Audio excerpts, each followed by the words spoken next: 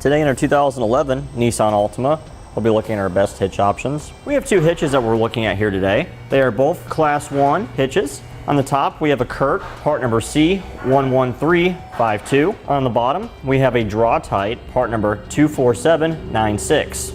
Now, I'd like to point out one of the obvious differences between our two hitches here today. The Curt is significantly wider than the Draw-Tite, and because of that, the Curt hitch will install into our vehicle's frame rail in existing holes. You have to enlarge one of the holes in the frame rail to feed your carriage bolts and your spacer plates into it. Our Draw-Tite hitch, however, we have to drill all 4 holes into the trunk pan where your spare tire well is.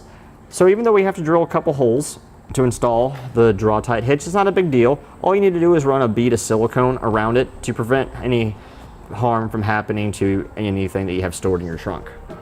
Another difference a Curt hitch has between our Draw-Tite hitch is the way our safety chain loops are constructed. On our Curt hitch, it's a flat plate welded to the bottom of the receiver, and you have this opening here where you can only really fit about 2 fingers in. If we look down at the Draw-Tite, you can see how it's a round tubular construction going around the bottom of the receiver, and because of this, you have more access to getting more items in there. It's just something to keep in mind if you have some large diameter safety chains which may pose an issue on your trailer. Now, the Curt hitch also features a decorative collar around the outside of the receiver, whereas our Draw-Tite hitch is just squared and cut off flush.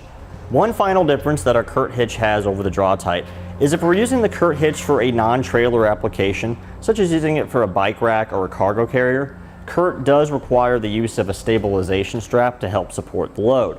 We have those stabilization straps available for purchase on our website if you would need one. Now, both of our hitches have the same weight capacity of a 200-pound max tongue weight rating and a 2,000-pound max gross trailer weight rating. Obviously, you want to consult with the owner's manual of your Nissan Altima and go by whatever number is less. Now, both of our hitches, being Class 1, have the industry standard 1.25 inch opening. They are both constructed out of a square tubular construction, and they both have a black powder coat finish to them. The Curt being a little bit more of a high gloss compared to the Draw-Tite. They both feature industry standard 1/2 inch diameter hitch pinhole to secure your hitch mounted accessories such as a ball mount, bike rack, or cargo carrier. Both of these hitches will sit in about the same position underneath your vehicle.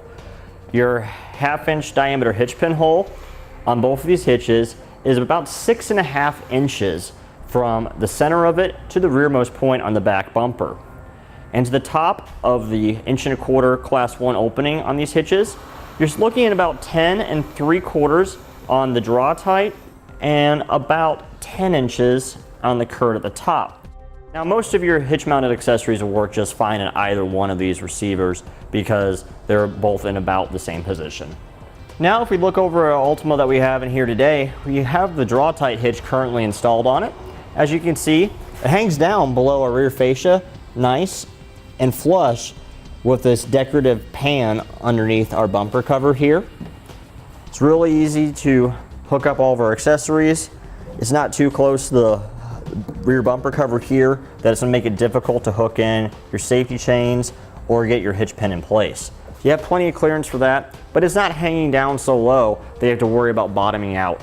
One thing I like about both of our hitches that we have here today, they also don't stick out past our bumper. So if we're walking around behind our vehicle to put something in the trunk, we don't have to worry about running our legs into the hitch. Now, if we're going to be using this hitch primarily for a non-trailer application, such as using it for a bike rack or a cargo carrier, I would be leaning towards buying the Draw-Tite myself, just because you don't need to have that stabilization strap to help support the load. It's one less thing you need to worry about when it comes to getting your accessories mounted on the vehicle.